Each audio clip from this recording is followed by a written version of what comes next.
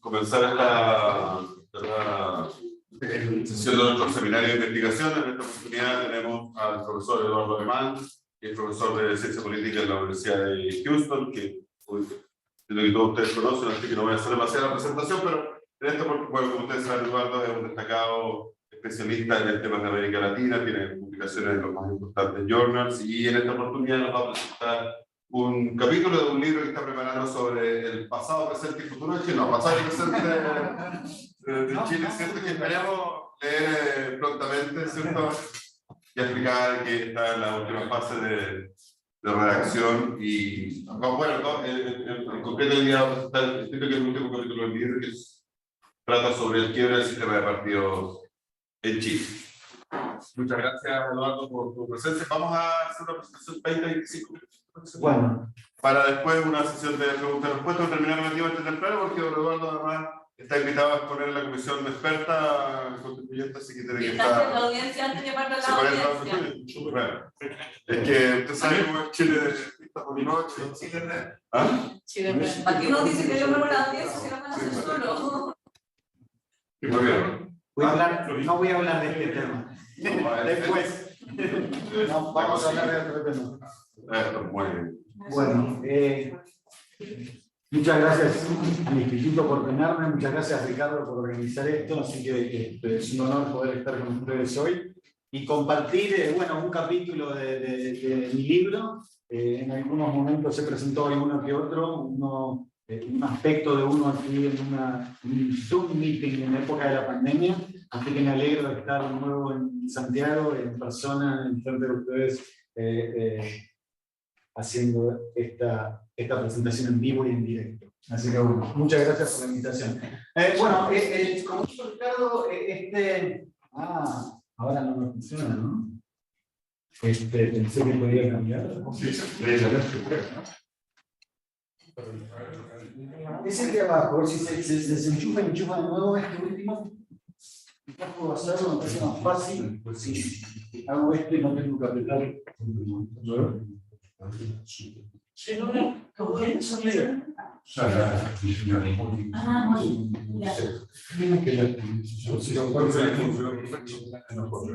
sí?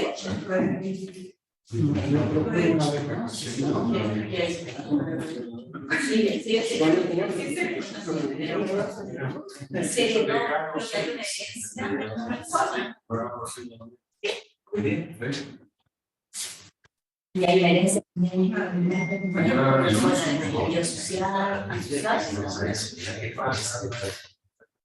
No importa. Gracias. Vamos a empezar.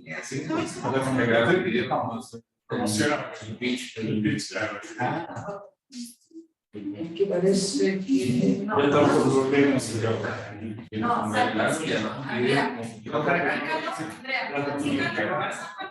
No, sácalo para proponer. La tecnología no es fuerza de la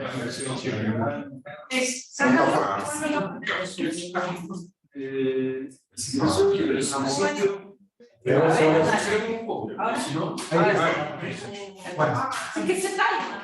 Sí, está bien. Bueno, el título tiene un título largo, así que bueno, este es un poco tentativo. Instituciones y cambio partidario, realineación, estabilidad y el quiebre del sistema de partidos postautoritarios en Chile.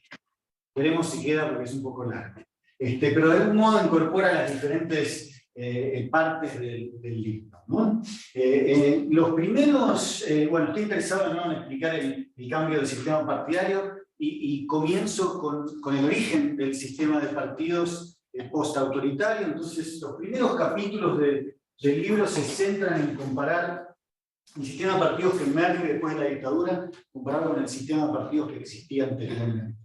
El capítulo 2 se centra en mirar las coaliciones partidarias, que las miro desde más o menos 1932 en adelante, y comparo con la formación de coaliciones en el sistema que se inicia en el 89. El capítulo 3 discute el realineamiento del sistema partidario cuando comienza el nuevo periodo democrático.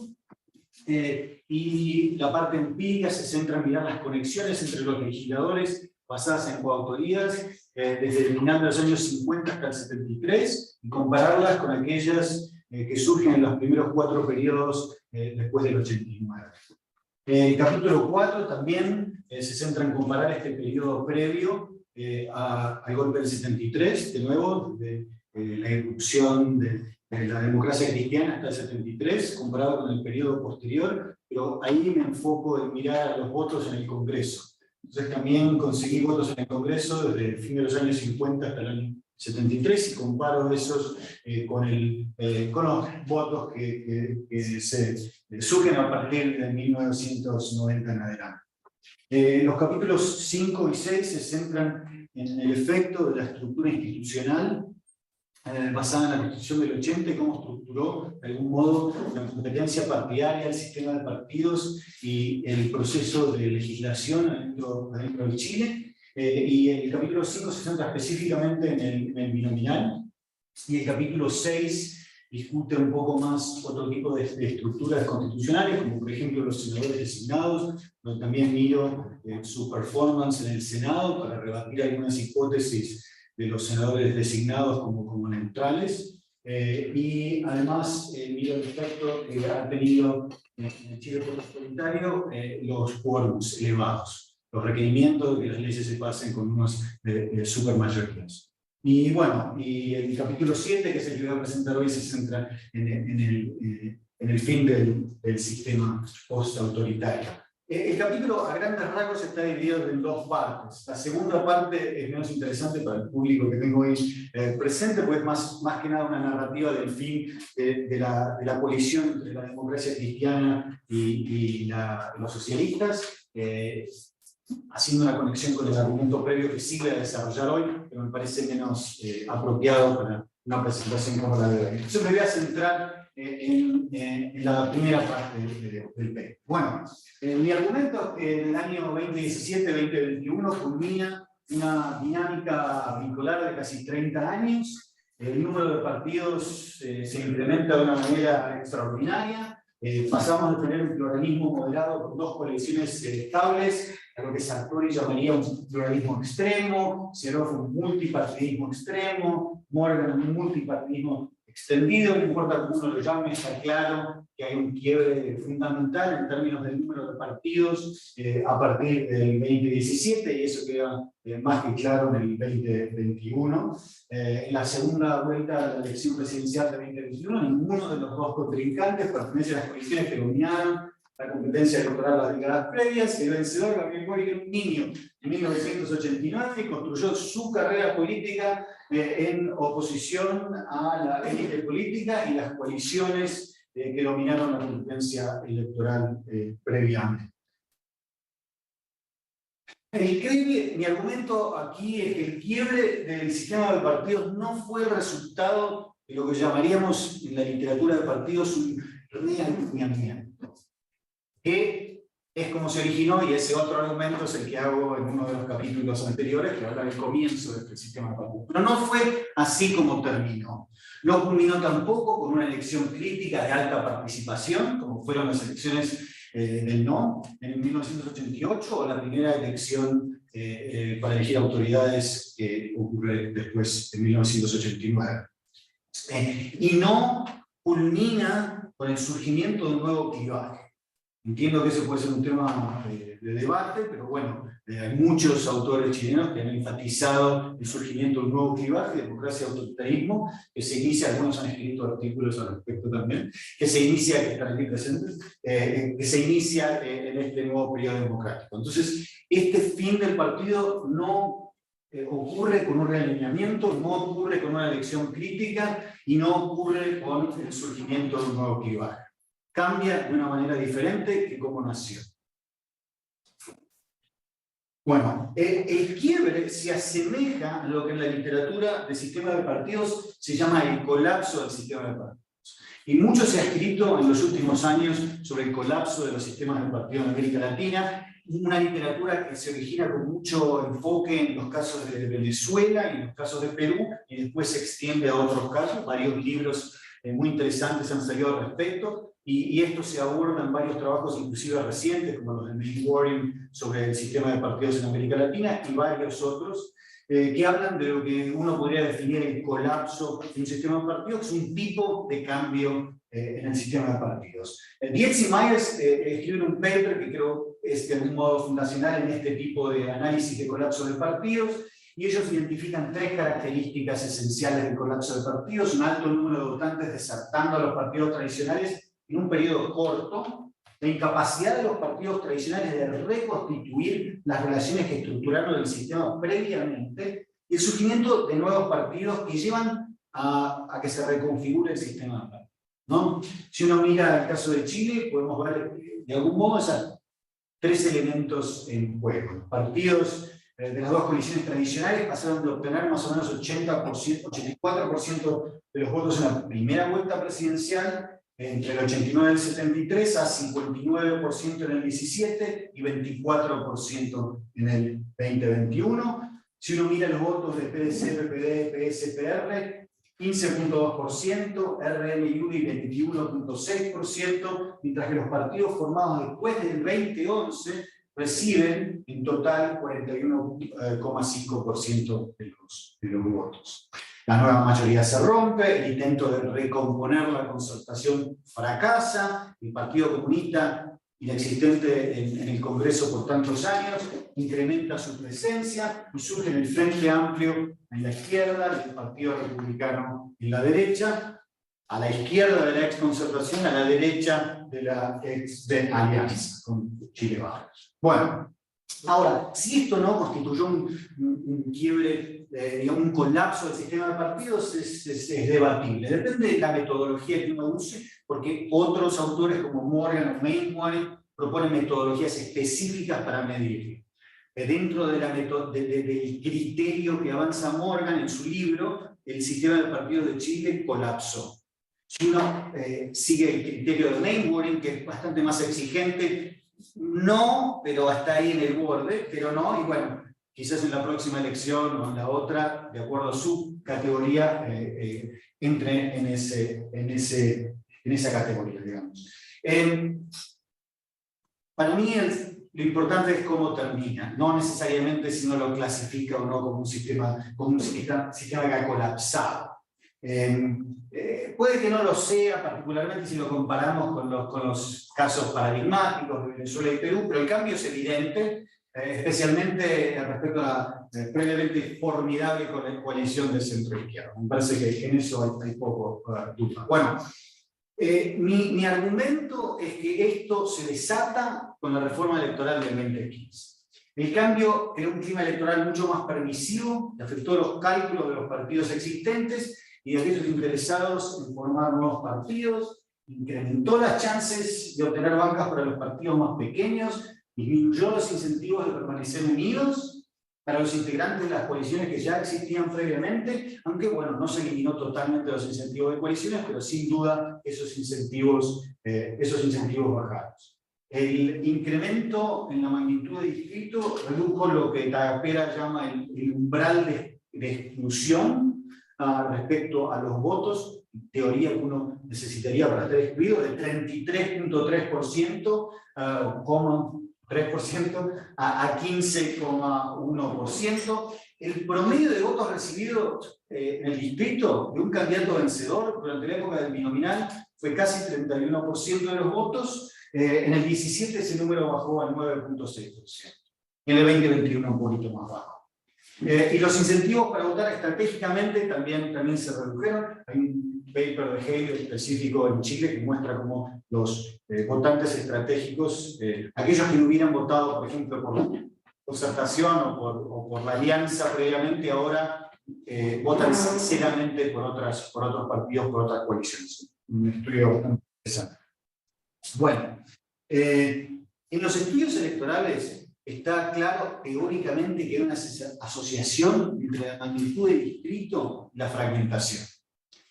Pero todos los estudios empíricos que existían hasta más o menos el 2010 ya no se pueden publicar más. Y el argumento acá tiene que ver por el hecho de que no es tan fácil demostrarlo empíricamente. Es un problema de heterogeneidad. Entonces, en la literatura de partidos, si uno hoy en día quiere publicar y argumentar que Chile cambió con el cambio electoral y muestra la fragmentación ahora y la fragmentación antes, uno corre una regresión, es muy difícil publicarlo porque el challenge, la objeción que se va a poner es que esto tiene un problema de endogeneidad que se tiene que medir y se tiene que estimar de una manera diferente. Y esas críticas que avanza Remer, Benoit, en 2007, 2008, llevan a una nueva ola de estudios electorales, muy interesantes, muy bien hechos. Los ejemplos son Singer, que empieza en 2005, Lucardi 2019, Piña Silva, Riera, Ward, y estos estudian cambios, por ejemplo, en Nueva Zelanda, cambios en Noruega, en Argentina, en Brasil, en diferentes países, en España especialmente. Entonces, estos son estudios que buscan determinar a través de inferencia causal el efecto que tiene el cambio en el sistema electoral. Entonces, me baso en estos insights para hacer un estudio del efecto del cambio electoral en el caso de Chile. Esta es mi primera, digamos, la primera manera en la cual abordo esto empíricamente en el capítulo. Hay otras que después les voy a mostrar. Lo que uso yo en este capítulo es lo que se llama el método de control sintético, que nos permite realizar una inferencia causal para evaluar el impacto del cambio de la regla electoral en la fragmentación partidaria, y algo parecido usaron Riera y Ward en sus papers respecto a los cambios en Noruega y en Nueva Zelanda. Quizás algunos de ustedes están familiarizados con este método, es relativamente nuevo, pero desde que ha sido usado a principios de los 2000 ha explotado, y hoy hay muchísimos papers de economistas, muchos papers de gente que hace public health, mucha gente en la ciencia política también, y mucha gente que hace políticas públicas y que ha utilizado este método para investigar causalmente los efectos de cambios relevantes. Voy a explicar un poco cuál es la intuición, pero si después tienen más preguntas, las puedo responder. La idea aquí es, ¿qué tan fragmentado? La pregunta que tendríamos que responder para poder explicar el efecto del cambio electoral no es cómo cambió el sistema, la fragmentación partidaria comparada con cómo era la fragmentación partidaria anteriormente. La idea es preguntar, ¿qué tan fragmentado habría estado el sistema de partidos de Chile en 2017 y 2021 si la reforma electoral no se hubiera llevado adelante? Obviamente no tenemos un mundo paralelo como las películas de Disney y otras, donde Chile siguió un camino sin haber reformado el binominal, y podemos comparar lo que pasó en ese mundo con lo que pasó en el mundo en el cual nosotros estamos viviendo. Pero este método nos permite construir ese segundo Chile. Esa es la idea de este método. Este método se origina con Avari, un economista, y otra gente de MIT, que lo estudian para investigar, el primero de todos los papers, para investigar el efecto de la guerra, de la violencia política en el País Vasco, el efecto que ha tenido en el crecimiento económico en el País Vasco. ¿Y con qué compararlo? Lo comparan con un País Vasco sintético, un control sintético que crean de todas las otras regiones autónomas de España. Crean uno nuevo que es parte de cada una de las otras regiones autónomas, de alguna manera ponderando valores de todas estas otras regiones. Y lo que yo hago es algo parecido, que lo han hecho otros autores para investigar cambios en otros cambios electorales en otros países. Entonces, la idea aquí es que nos permite construir un contrafáctico que podemos utilizar como unidad de comparación. Acá tenemos Chile y acá tenemos el contrafáctico, y ahí podemos estimar el efecto del cambio electoral. Ahora, esto parte de la observación que una combinación de unidades no tratadas, quiere decir, una combinación de lo que pasó en países que no tuvieron la reforma electoral, nos produce una aproximación más cercana a lo que hubiera ocurrido que si miramos solamente otro país individual y lo queremos comparar con Chile. Entonces, lo que hacemos es comparamos un conjunto de unidades antes y después de cierta intervención, en este caso la reforma electoral. Una de las unidades es expuesta a la intervención, Chile tiene una reforma electoral, mientras que las otras forman un tipo de reserva de donde podemos crear este control sintético. Y ninguna de ellas ha tenido una reforma electoral. Entonces, este método emplea como unidad de control una medida ponderada de las unidades no tratadas. Ok. Entonces, lo que hago es crear un grupo de donantes, así se lo determina en este tipo de análisis. Básicamente, un sample de países, una muestra de países con los cuales yo puedo comparar Chile. Pero, de nuevo, no lo voy a comparar con uno, lo voy a comparar con un caso inventado de toda la información que yo tengo de estos otros países. Mi sample lo creo mirando a democracias, países que fueron democracias en 1989, que tuvieron elecciones competitivas por lo menos una vez cada 4 años, para tener el mismo número de observaciones, lo cual me deja un montón de observaciones afuera, porque muchos tienen cada 5 en los países europeos que no tienen un término.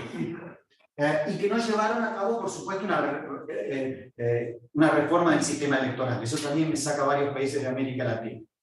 Bueno, termino con Argentina, Australia, Brasil, Canadá, Costa Rica, Finlandia, Honduras, Países Bajos, España, Suecia, Suiza y los Estados Unidos. La variable de interés, lo que trato de predecir, es el número efectivo de partidos calculado a nivel de distrito y promediado por el país. Y lo que voy a usar, y lo que les voy a mostrar es cómo se desvía esto del promedio. Esto es un cálculo que uno se llama D-mean. Porque uno tiene el promedio y uno mira cómo va más arriba o más abajo del promedio. En este caso sería el promedio de fragmentación de 1989 hasta el 2013. Y se usan varias variables para facilitar esta comparación. Por ejemplo, son variables que sabemos de la literatura que afectan la fragmentación partidaria.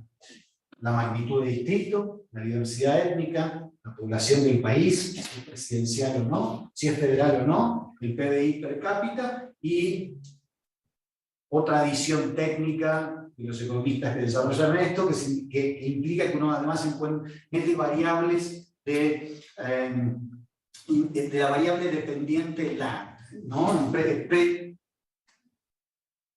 ¿Qué tan fragmentado fue el sistema de partidos en 1989, 2001 y 2003? Esto es puramente técnico, no afecta nada más. Bueno, les voy a mostrar los resultados. ¿Okay? Chile y el control sintético. Eso es lo que podemos ver en estos dos gráficos. Les explico primero el primero y después vamos al segundo.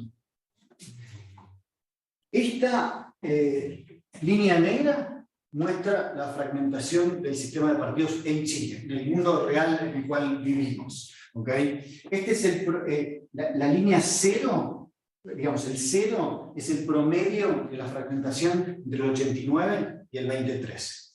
¿Okay? Entonces, vemos que se va moviendo alrededor de ese promedio, sube un poco en el 2005-2009 y ¡boom! Se va para arriba súper fuerte en el 2017 y en el 2021.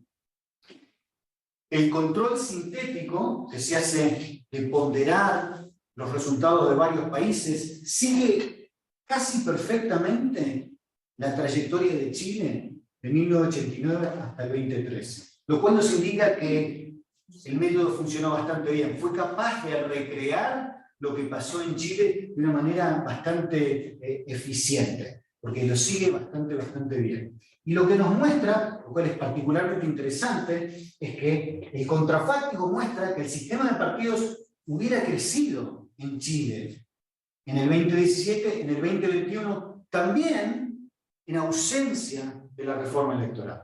Entonces, si realmente queremos comparar qué tanto cambió la fragmentación partidaria, no debemos compararla con el promedio anterior, sino la comparamos con los valores que el contrafáctico nos dice hubieran sido en Chile en el 2017 y en el 2021. Sin duda, hubo un efecto positivo y significativo muy alto la reforma electoral.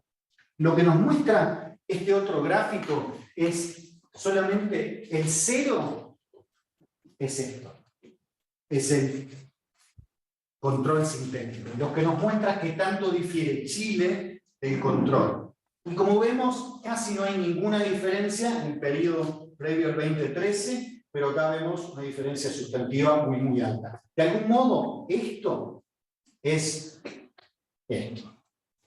Y esto es esto. Es otra manera de mostrar el mismo resultado.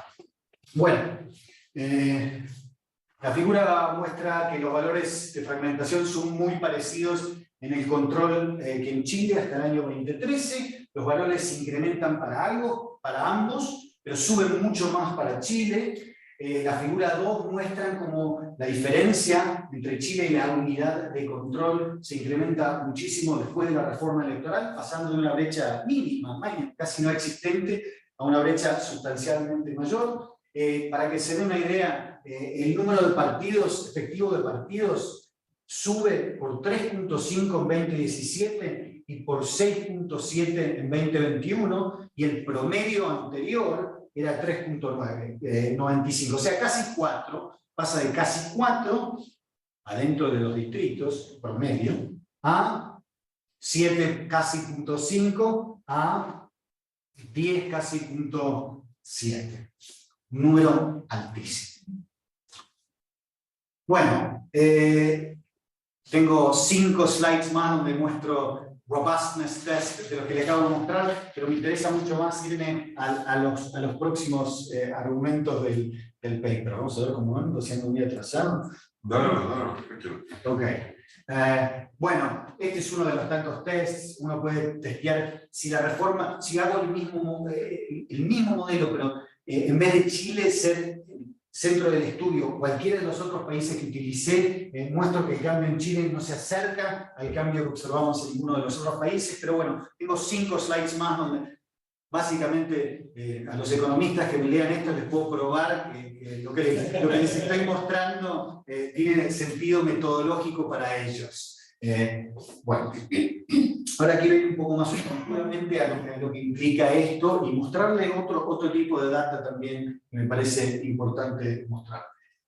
Mi argumento es que lo que hizo la reforma electoral es como yo dijera, romper un chaleco de fuerza que restringía el número de partidos. Y sus efectos fueron visibles inmediatamente. Claro, la razón por la cual los votantes decidieron dejar a los partidos y previamente dominantes requiere otra explicación. Lo que hizo para mí la reforma electoral fue disparó la posibilidad que estas cosas pudieran explotar y pudieran llevar a este cambio. Pero las razones, creo yo, fundamentales se refieren a otras cosas. Y yo creo que dentro de las varias, 2 fueron cruciales. Uno, los niveles decrecientes de identificación partidaria, y segundo, la erosión del clivaje de democracia autoritaria. Y lo primero, quizás es, todos acá lo conocen, pero igual se los muestro en una figura.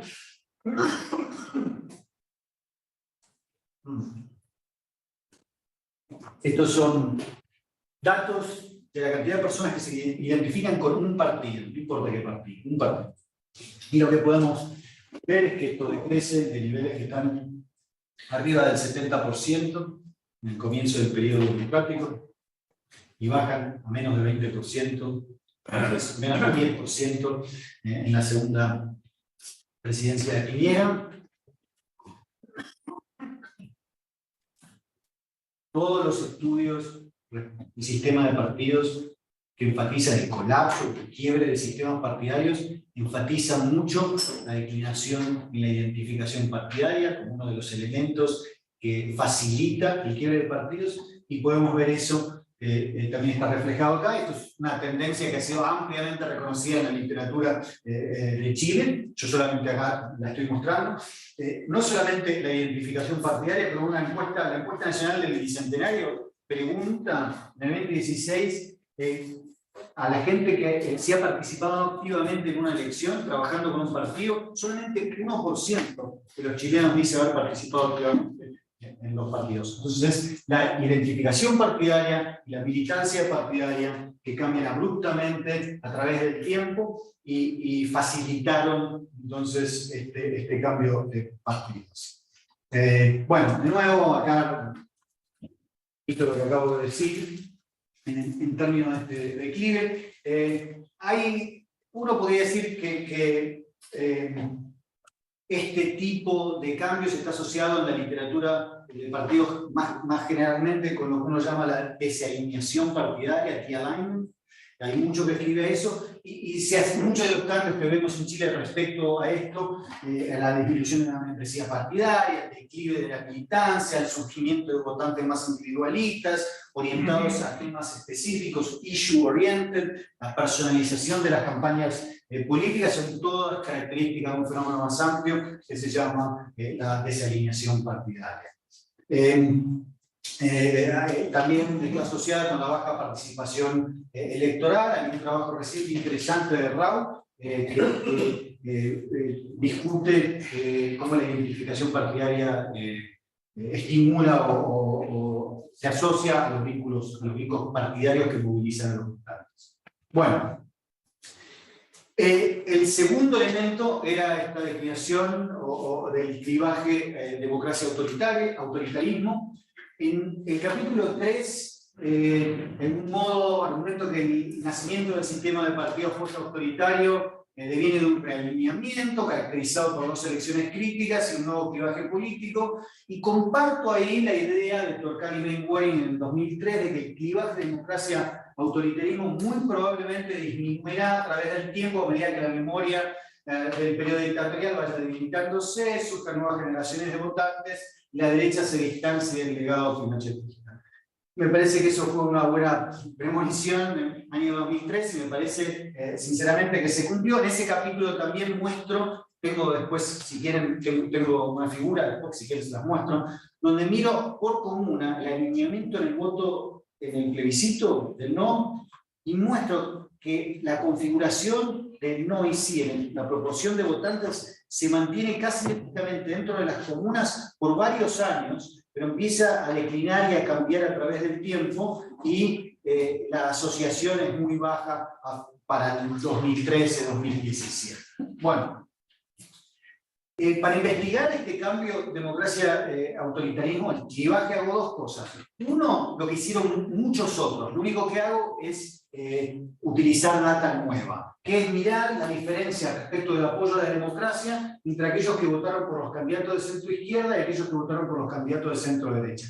Quería utilizar algo que hayan utilizado otros autores previamente, que hayan discutido esto. En el caso de Chile, varios profesores chilenos de acá lo han hecho de ese modo, y lo único que hago es lo extiendo en el tiempo. Y segundo, examino menciones a Pinochet en la Cámara de Diputados. Okay. Hay algunos trabajos recientes hicieron algo parecido respecto al principio.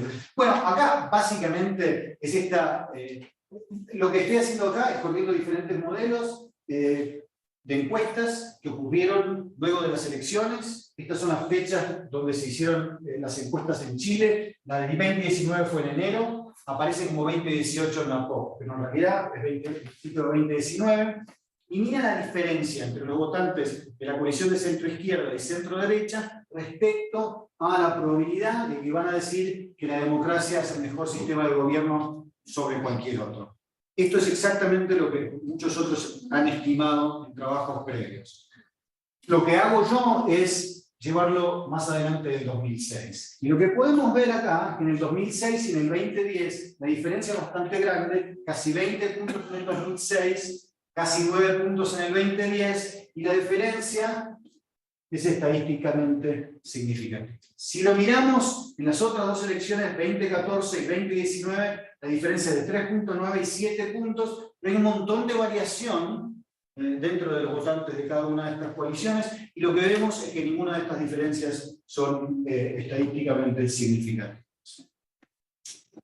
Bueno, lo que hago después es, para complementar esto, es mirar menciones a Pinochet en la Cámara de Diputados. Esto es básicamente, miro todos los diarios de sesiones desde 1990 hasta el 2017, todos los textos de todo lo que se dijo, y miro qué tanto mencionan los diputados a Pinochet, y lo divido por si los diputados pertenecen a la Concertación o a la Alianza.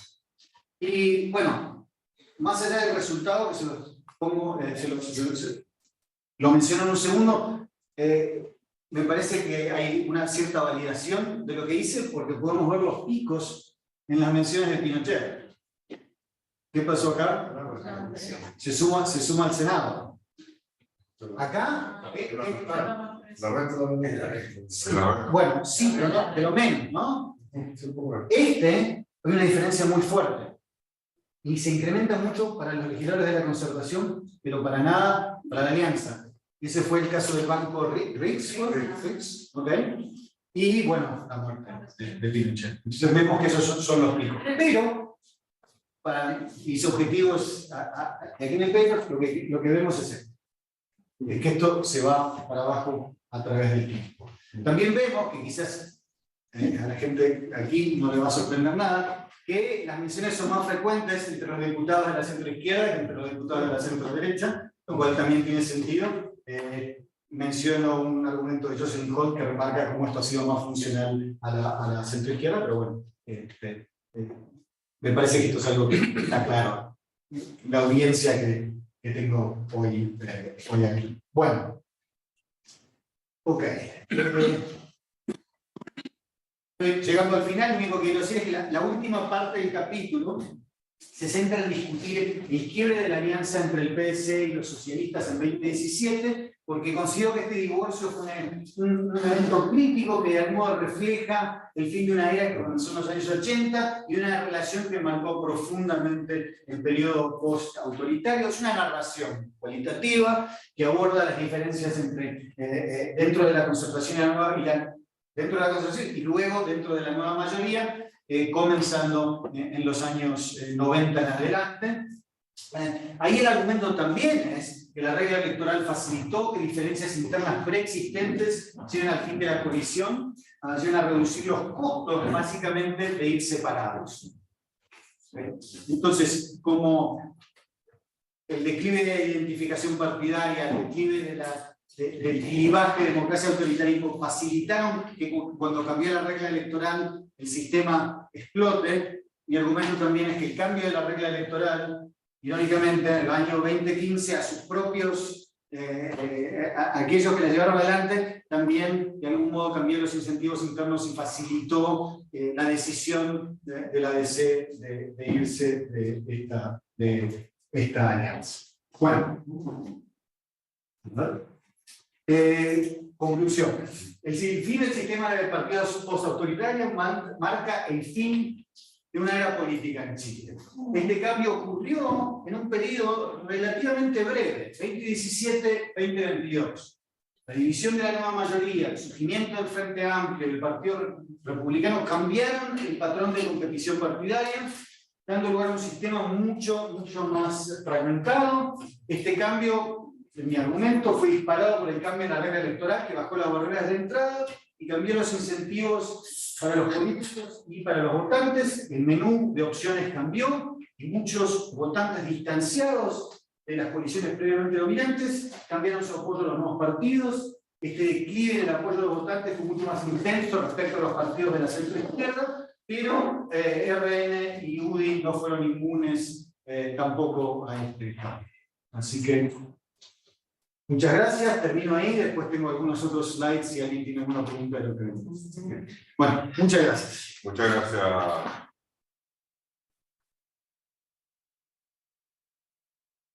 Muy bien. Si no les molesta, me voy a sentar.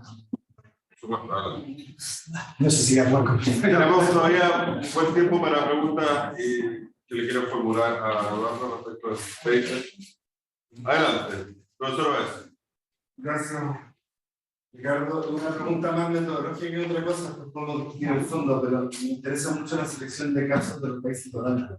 Sí. Porque los criterios que utilizas para establecer cuáles fueron esos criterios son como muy sucintos, ¿no? Elecciones cada 4 años, que sean democracia representativa o que tengan mínimos políticos, etc. Pero no hay, en tu análisis, no hay otras variables que influyeran también y que estén ahí, porque se me ocurre que hay otros sectores que sometidos a un threshold determinado pueden que queden fuera o queden adentro y sean tan importantes como elecciones cada 4 años que sean la democracia. Estoy pensando en régimen político, estoy pensando no solo en su división administrativa, sino en el peso específico poder de las regiones y de sus lugares, y por lo tanto afecta a los distritos. O sea, hay una serie de elementos extra que sería interesante saber para el criterio de tu selección de casos, que me parece interesante. ¿Un par de preguntas? ¿Sobre lo mismo? Si son sobre lo mismo, Sí, sobre lo Yo también mismo. ¿Por qué interesante punto? ¿Cómo resultaría el análisis si en el grupo de comparación tomara solo países que tenían un sistema electoral mayoritario? No sé cuál es el sistema electoral de una selección de países que existe, pero ¿cómo cambiaría el resultado? Presumiblemente sería más fuerte la diferencia, ¿no? Sería interesante ver también eso. Bueno, respondo esto. ¿puedo agregar una cosa? Sí. Reivindico mi derecho como la ponderación. ¿Por qué Argentina 0.05 y España 0.31? Ok. Bueno, dos partes a la respuesta. Primero, lo que ustedes dicen tienen toda la razón. Y el método lo incorpora. No lo incorpora en la selección de donantes. Nosotros queremos la mayor cantidad de donantes posibles. Pero después utilizamos exactamente las cosas que ustedes mencionaron para decidir el peso que tienen cada uno de los donantes. Claro, porque serían los países con un peso determinado. Claro. Exacto. Entonces, y esto es lo mismo cuando uno estudia, por ejemplo, otro caso famoso de aval inicial del método de control sintético se refiere al cambio que hace California en política pública aumentando los impuestos a los cigarrillos. Entonces lo quiere comparar y lo compara con todos los otros estados. Los donantes son todos los otros estados de Estados Unidos que no incrementaron los impuestos, ¿no? Porque no tuvieron ese tratamiento. Y son estados que tuvieron muchas variaciones, pero después incluyen variables independientes, por llamarlo de algún modo, que ayudan a decidir cuáles de todos este pool de donantes al final tienen un efecto en construir ese control sintético. Y en el caso, el argumento es que uno tiene que considerar todo ese tipo de variables. ¿Es federal o no es federal? ¿Es presidencial o no es presidencial? ¿Qué tan mayoritario es? ¿No? ¿Qué población tiene? ¿Qué tan rico o qué tan pobre es? Todo eso entra en los cálculos y en el caso... Okay, acá están las variables que se incorporaron.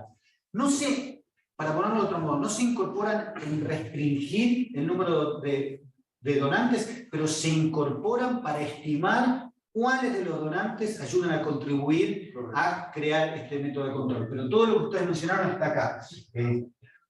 La magnitud de distrito, que se refiere al tema mayoritario, la diversidad étnica, que es un clásico de la fragmentación de los sistemas de partidos, la población tagapera y otros hablan de que la fragmentación tiende a ser más grande en países más grandes que en una isla, ¿okay? En la República Dominicana versus Brasil, ¿no? El presidencialismo, ¿okay? Si es federal o no es federal, y qué tan rico, qué tan pobre es, todas variables que se han sido relevantes.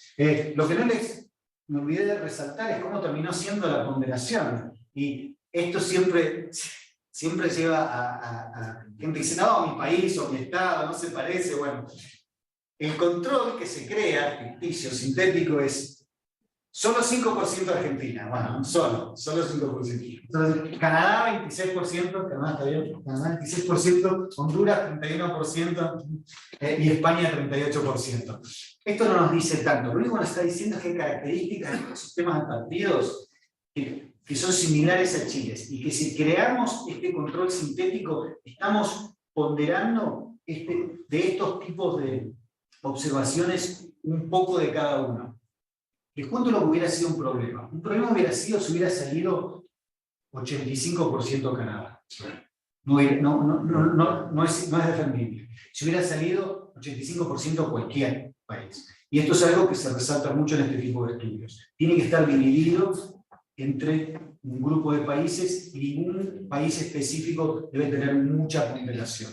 Si lo hace, hay que hacer un montón de otros robustness tests para demostrar que el efecto se mantiene una vez que uno cambia todas esas cosas. Pero eso es una buena distribución. Pero si ustedes tienen algún problema con cualquiera de estos países, corrí todo lo mismo sacando cada uno de los países y corriéndolo todo de nuevo, ¿no? Y todo sale exactamente lo mismo y creo que lo tengo al final en uno de... Acá está. Esto es como hubiera salido si no les gustó uno de los países en mi grupo, sáquenlo. Sale todo prácticamente lo mismo.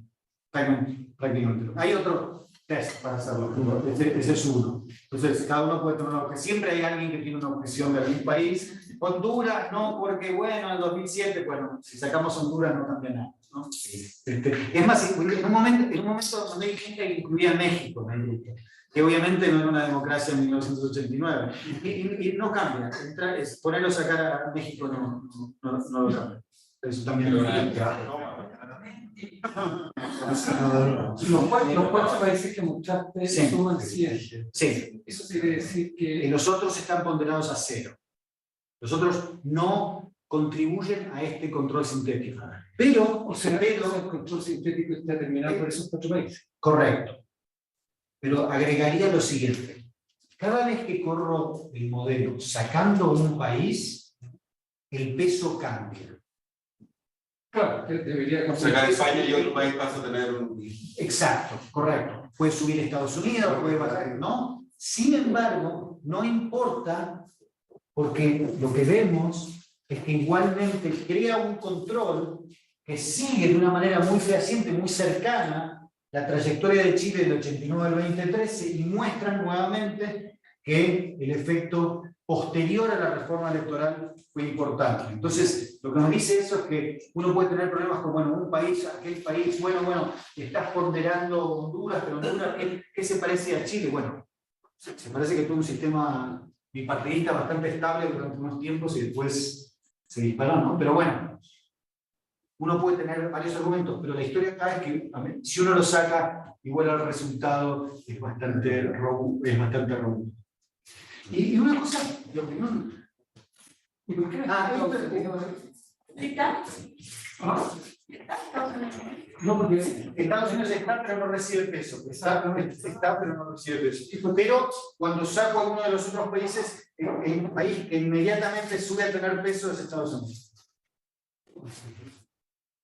porque el mismo Bueno, sí, se comporta de un modo que es como muestro, es como muestro este. Esto era lo que les mostré en algún momento, que no está en este capítulo, pero en el anterior. Si uno mira plebiscito 88, elección 89, a nivel de distritos, es una correlación súper alta. Se mantiene alta a través del tiempo y empieza a irse de 2005, 2009, 2013, 2017, que es de nuevo consistente con ese efecto que tiene a través del tiempo el plebiscito. Que es consistente con esta historia del clivaje, que va perdiendo fuerza a través del tiempo. Pero bueno, ese es un capítulo anterior. Andrés, ¿tenías una pregunta? Sí, yo tengo tres preguntas por favor. Una sobre el argumento, sobre la historia inspiral. Sí. Para mí esto puede tener problemas de right censoring, porque estamos, el objeto de estudio se está moviendo, en este momento se está quebrando. Entonces, claro, comparamos el primer periodo hasta el 2017, y después esto empieza desde el 2017, y después la elección de 2021 nos constata que se dispara el quiebre hacia arriba. Entonces, claro, me suena más intuitiva la conclusión de mi encuentro de que todavía no ha colapsado. Entonces, no sé cómo lidia el argumento de fondo de tu capítulo con ese problema de que estamos comparando un periodo muy largo de relativa estabilidad, ¿cierto? Aquí en varios indicadores, y después viene este quiebre reciente, muy reciente. Después, una segunda cosa que excede probablemente al capítulo, pero que me interesaría saber si ha funcionado sobre eso o le han dado una vuelta. En el Iluminar teníamos candidatos que se elegían, el candidato ganador ganaba por cerca de un 30% de los votos. Ahora, nosotros también ganamos, son 8 más algo, 9 en promedio. Sí. ¿Qué efectos? Hay un problema de falacia ecológica de esto, pero ¿qué efectos tiene o qué efectos puede tener, no sé si tiene datos sobre la conducta individual? Estoy pensando en disciplina. Hasta el 2017 los patrones de disciplina eran más o menos esta disciplina parlamentaria. ¿Qué efectos tiene el tener candidatos electos con muy pocos votos? Nosotros con Marcelo y Ricardo ya sabemos que tiene el efecto de que probablemente se habla más a su distrito y en los datos de lobby se junta más con la gente del distrito. pero tiene algún tipo de efecto sobre cómo compiten, es decir, cómo apuntan al votante mediano. Antes, al todo un debate con el criminal se apuntaban al votante mediano. Ahora pareciera ser que apuntas a un cierto nicho. Entonces, la discusión sobre el votante mediano queda de lado. Y un tercer punto, con esto termino, que también excede al capítulo, pero que me interesa a mí personalmente, es que nosotros en Chile en el 2019 nos dimos una vuelta muy larga en el debate constitucional para llegar a la conclusión de que el sistema de partidos está muy fragmentado y la regla electoral parece que tiene que ser transformada. Yo sé que tú no estás de acuerdo con meter el tema de la regla electoral en las constituciones y hay otros politólogos tampoco, pero todo el debate apunta a que se va a hacer uno de los temas centrales de este nuevo proceso que está empezando ahora, y probablemente si hay una chance de cambiar la regla electoral, pasar a listas cerradas, por ejemplo, reducir la magnitud, otra cosa de esa naturaleza, o incorporar un componente mixto, sea con tu incumbente. Entonces, si puedes contarnos un poco cómo ves eso. Bueno, el primero de mi paper, el otro es de comentario de intelectual público.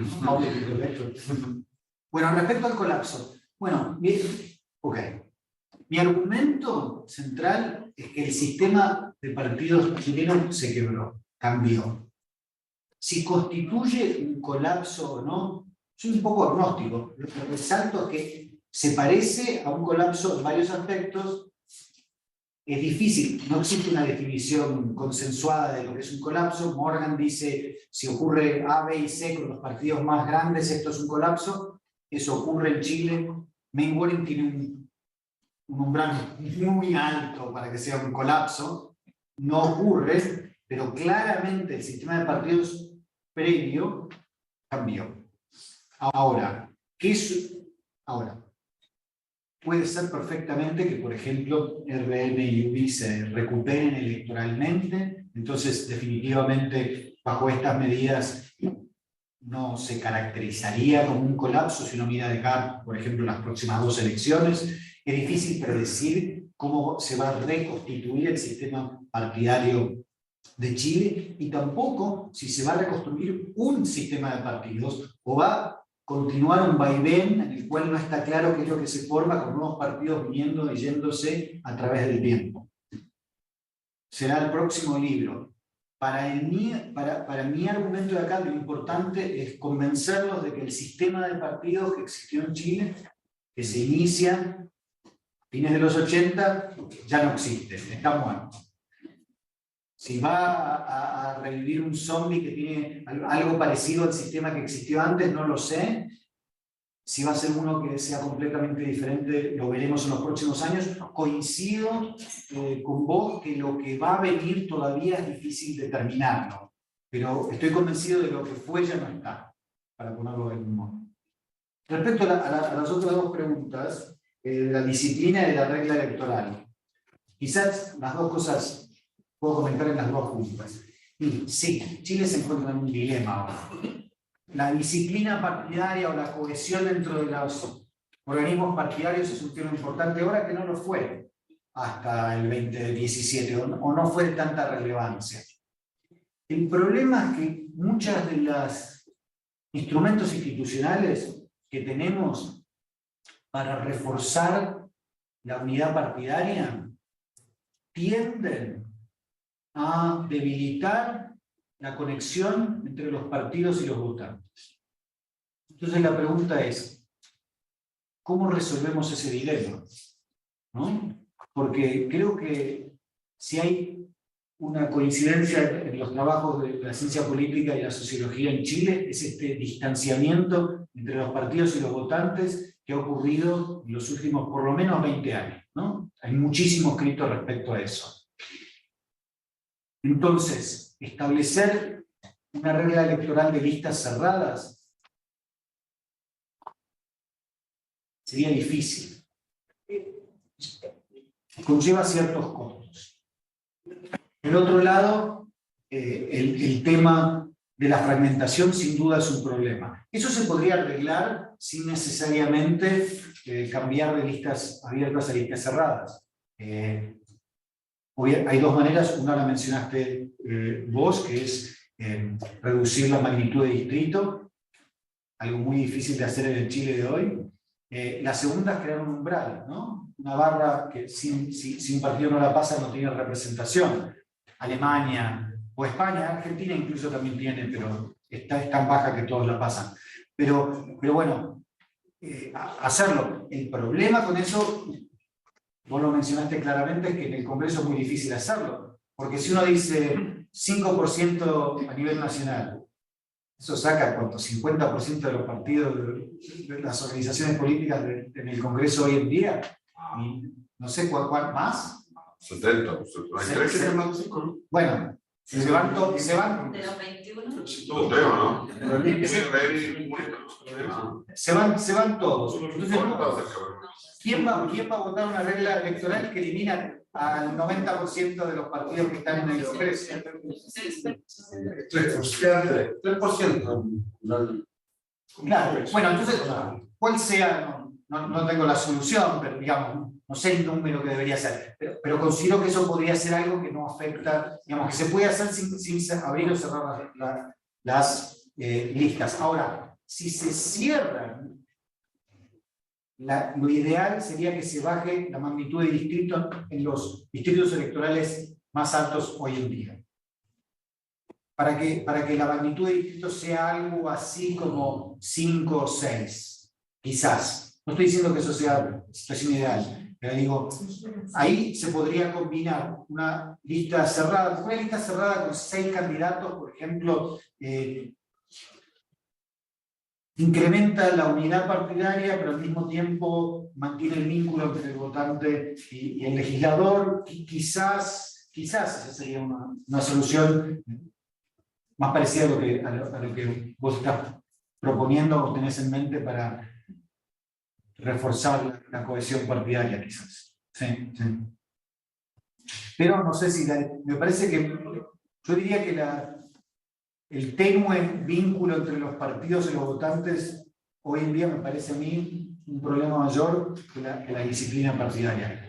No digo que el otro no sea un problema, pero pienso yo que es porque abre la puerta a que venga un personaje de derecha, de izquierda, pero para que emerja un candidato populista y arrasen unas elecciones de acá al futuro, ojalá esto nunca pase, viniendo de países donde he visto eso ocurrir, pero me parece que esa relación tan resquebrajada del partido con los votantes no es un buen clima para la política. Me parece que es un problema. Más que la disciplina partidaria, que también es un tema. Ricardo. El profesor López. Mira, dos comentarios. Lo primero, un cierto pronóstico, quizá una hipótesis, por ejemplo, ¿cómo cambiaría esa fragmentación con una reforma electoral que aparentemente lo que va a ocurrir? Quizá plantear distintos escenarios, si fueran uninominal mayoritario, quizás no corresponde, pero probablemente hacer algunas simulaciones con casos parecidos, si efectivamente Chile volvería al eje o mantendría niveles fragmentacionales. Y el segundo comentario respecto de la desidentificación partidaria. Tú partes del 89. Pero claro, ahí había un tremendo estímulo, ¿verdad? Que era dejar atrás la dictadura, el resultado del plebiscito, después la elección del presidente, etc. La alegría estaba llegando y por lo tanto era un tremendo estímulo. Pero si uno mira para atrás, por ejemplo, ¿qué es lo que ocurría en la vieja democracia? Aquella anterior a 1973. Y si uno toma, por ejemplo, los datos electorales, la participación electoral era bastante baja, sin perjuicio de que había que inscribirse. Y los datos muestran altos porcentajes de participación, pero de los inscritos.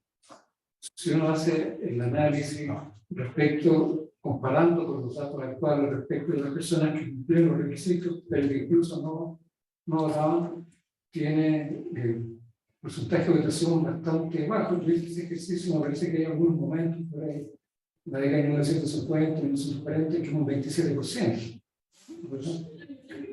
Eso sugiere baja identificación partidaria, baja identificación con la política.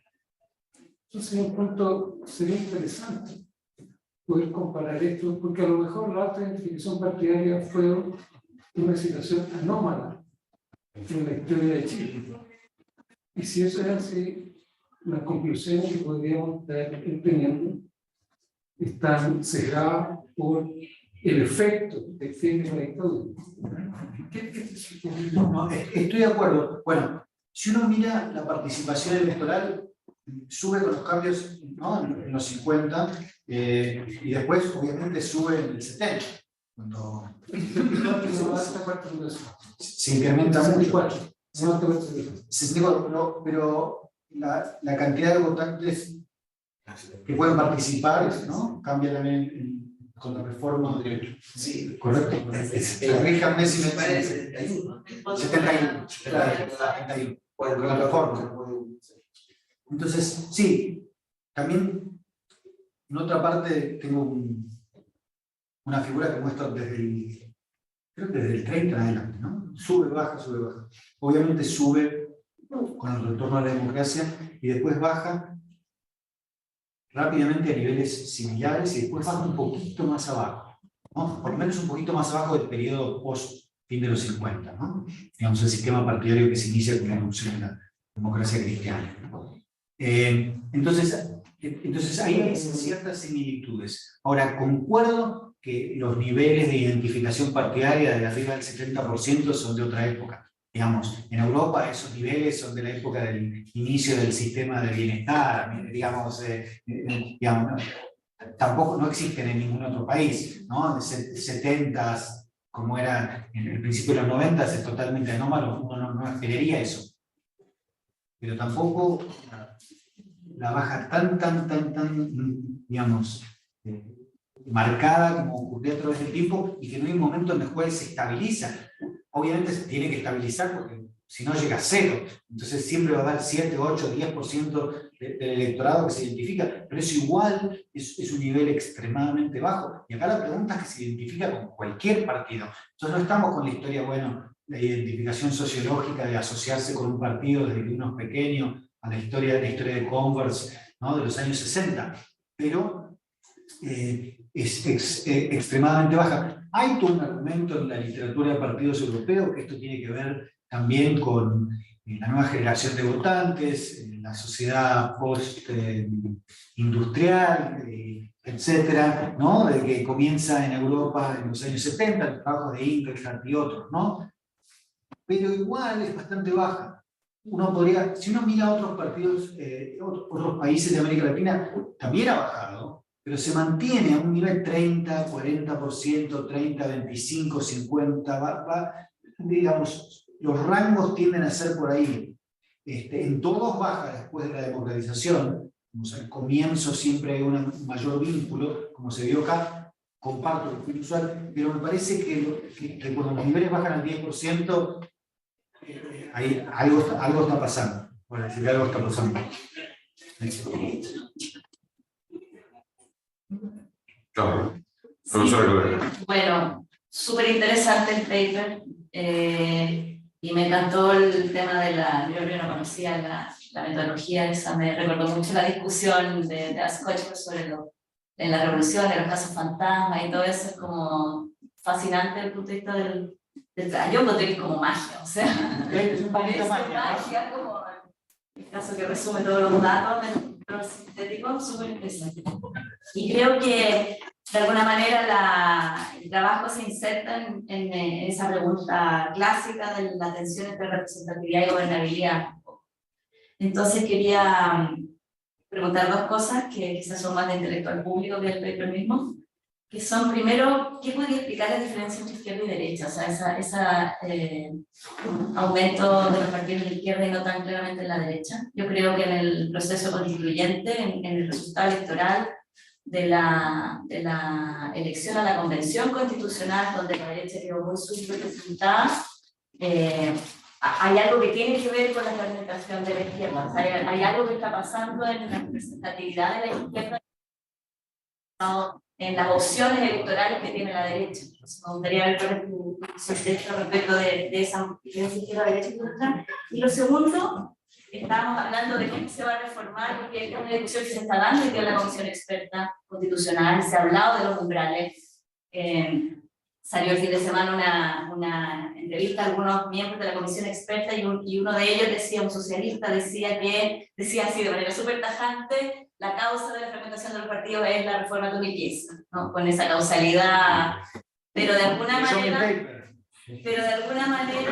claro, pero también tú decís, me gustaría que si pudieras como elaborar un poco cómo informa esto el debate sobre causalidad, porque también tú, bueno, hay explica mucho, pero no todo, o sea, aumenta algo la fragmentación sin los partidos, y no se puede negar que tenemos entre medio el estallido social, o sea, la causa de la fragmentación, yo creo que reducirla a la reforma electoral del 2015, por algo se produjo la reforma del 2015, a pesar de que no le convenía a los incumbentes, entonces también quizá toda esa discusión de si esto es como duvergeriano o no, sí, me parece que es bien interesante eso. Bueno, sobre la reforma, el paper del doctor Gamboa, que explica las razones de la reforma electoral, me refiero a él. Bueno, también me voy a referir al profesor Gamboa. Yo en la primera versión larguísima de este capítulo tenía toda una sección respecto a la crisis del 2019, la cual el profesor Gamboa me dijo, sacala por favor de este capítulo. Así que no está hoy en día ahí. Y tenía razón, hizo que el capítulo se centrara mucho mejor en el tema electoral, que era el objetivo del paper. Si no, tenía muchas historias que se mezclaban. Fue una gran recomendación. Así que gracias, Ricardo, no está ahí. Pero yo creo que sí, la respuesta claramente tuvo un efecto. Ahora, ¿por qué la izquierda y no la derecha? Yo creo que por dos razones, diría. Una, la izquierda gobernó más que la derecha. Y segundo,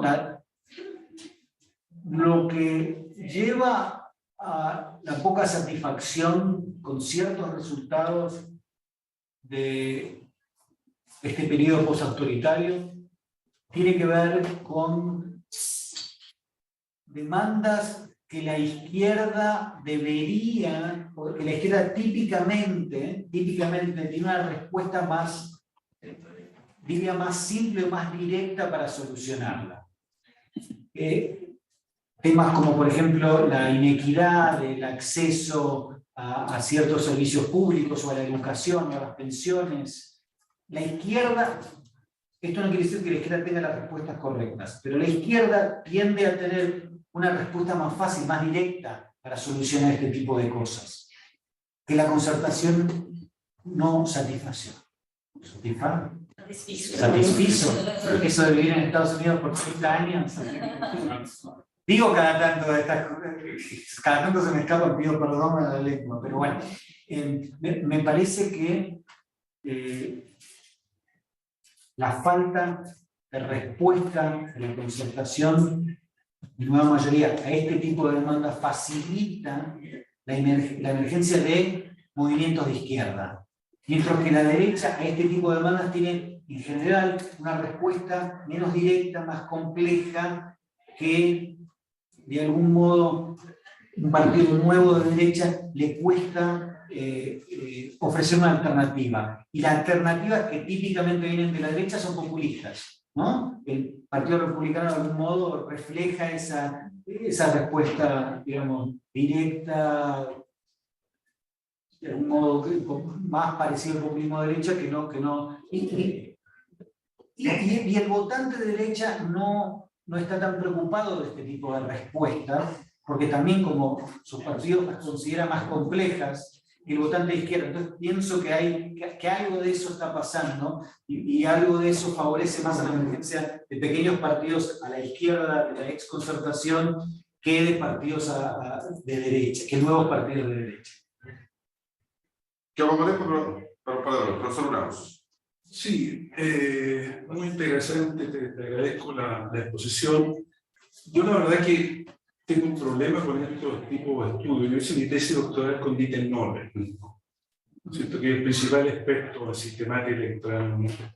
Y antes había hecho mi máster en Essex y comencé el año en que el estudio del National Election de Gran Bretaña se trasladó a ICES y dejó de estar en NAF. Entonces, por algún motivo, no simpaticé con ese enfoque. Y yo no sé cuán útil es esto para explicar lo que te está pasando. O sea, está bien, tú la parte metodológica que no lo entiendo bien, puedes tener esos resultados, pero ¿qué es lo que pasó? Ponemos lo que sea claro, ¿no? ¿Por qué se fueron los votos? Es más que el tema que tú dices, todos los sociólogos dicen es la distancia de los partidos de la sociedad. Pero por favor, eso lo dijo Peter Mayer, eso pasa en todos los países del mundo, eso no tiene ninguna novedad. No dice nada. ¿Qué le pasó a los partidos? Porque el trabajo tuyo es muy partidocéntrico. Y partido en torno visto como electores, votantes. Y con datos agregados. Por ejemplo, el tema de Pinochet que tú dices con las correlaciones. Yo no sé si eso le da un dato real del clivaje Pinochet autoritarismo después de 50 años del golpe. O sea, hay que usar datos de encuesta. Las únicas datos de encuesta que se han realizado respecto son las que hicimos en el CEP. Hicimos recientemente una y se ha preguntado sobre eso. Entonces, no es que, claro, después de medio siglo, me gustaría ver así la incorporación. después de medio siglo, que el clivaje no es lo mismo que el nuevo Juan, eso obvio, pero eso no explica nada. Pero que hoy día la gente joven tenga, le pregunto a mis alumnos, usted le puede preguntar a sus alumnos, el régimen de Pinochet está cerca lejos, no, está súper cerca. Ahora a mí me conviene porque el libro de Pinochet lo van a hacer una reimpresión. Entonces, yo no sé cuánto, perdón, no es un tema personal. El comportamiento electoral, los estudios electorales dominan, no sé, la mitad de la ciencia política, la mitad de los recursos económicos. Pero somos. Y aquí el tema es que, claro, tú pillas la reforma electoral y yo creo que no explica nada la reforma electoral, porque ya la desintegración venía de antes. Menos se fue el quiebre efectivo solito. Yo el gobierno Bachelet. Y enseguida, y se desploma la izquierda. Se desploma la democracia cristiana, pero eso es un problema distinto, importante, pero la izquierda, ¿qué le pasó a la izquierda? Y ahí uno no puede dejar de considerar que la izquierda estuvo en el gobierno. Y estar en el gobierno tiene consecuencias en los partidos. Entonces, el Lago no fue el primer socialista, fue el siguiente. Y después Bachelet tampoco en el primer gobierno que llevaba de ministro de Hacienda a un hombre conservador. Sí. Entonces, y enseguida hay un tema con la derecha. Claudia decía con la izquierda, hay un problema con la derecha que no lo dicen los números. ¿No? El tema del electorado no le fue tan mal. Pero en términos organizacionales y de liderazgo, está muy mal, porque tienen tan fracturados, tan cuatro partidos, y el Partido Republicano, no lo llamemos populista, que sé yo, porque eso mete ahí en toda la bibliografía del populismo, que sé yo. Los populistas, yo soy populismo en todos lados populistas, entonces esa cosa no me gusta. Y esto es más derecha anti-Piñera, es un legado de Piñera el partido de Casi. Ahí viene el tema liberal de las personas. O sea, la reforma electoral la hizo Bachelet, no remito, tú dijiste ya, el doctor Gamboa, ¿no es cierto? Pero aquí respecto a la derecha, ¿qué va a hacer la derecha? Con Pinochet, con Piñera o sin Piñera, no sabemos. ¿Por qué vemos factor? Se financia por la posición surgiente. Entonces, vemos referentes. Y eso, y esa división de la derecha, está tan ligada al factor económico, y en este caso en Chile fue financiero, constituye una fractura enorme para los partidos de derecha. Tiene autonomía, su organización no tiene autonomía, entonces ahí hay problemas como más estructurales del sistema político en Chile que serían interesantes que en un estudio con esta metodología Y yo creo que se pierde, y enseguida en el contexto autoritario todos los colegas se lo olvidan, los estudiosos colegas que estudian mucho comportamiento intolerante. Es una cosa. Sí. Sí, no, es difícil predecir lo que va a venir un poco en este momento que es tan complicado. Me abstengo de eso en este libro, mira un poco la verdad hacia atrás. Igual me gustaría mucho tener acceso a los resultados de esa encuesta donde evalúan la visión de Pinochet hoy en día, eso es lo que sí. Bueno, eso Y lo me encantaría poder mirar esos resultados. bastante en el libro Pinochet, y después salió la encuesta de opinión. Tengo encuestas que recientemente preguntaron sobre eso también, entonces. No recientemente, pero sí. Porque busqué y no encontré ese tipo de preguntas respecto específicamente de Pinochet, sino por muchos años, digamos, nada de los últimos 5, 6, 8, 10 años. No sé si en 2013. 2013 fue la. El 13 llegamos a un informe 40 años después del golpe. Sí, bueno, sí, algo después quizás.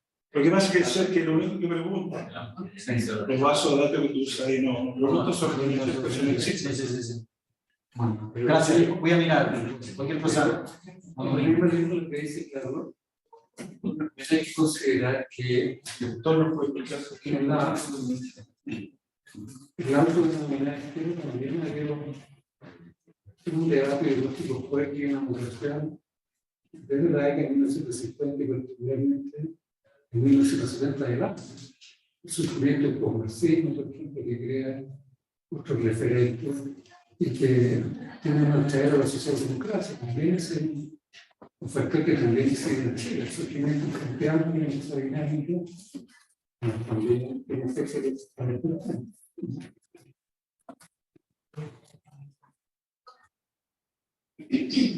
Muchas gracias a todos. Lamentablemente tenemos que cortar aquí porque el señor Docker nos comentaba hace rato, es un importante momento porque nuestro invitado tiene que irse a poner a la comisión de No, pero sería interesante ver el contrafactual sintético para qué habría pasado si gana la convención en. A ver,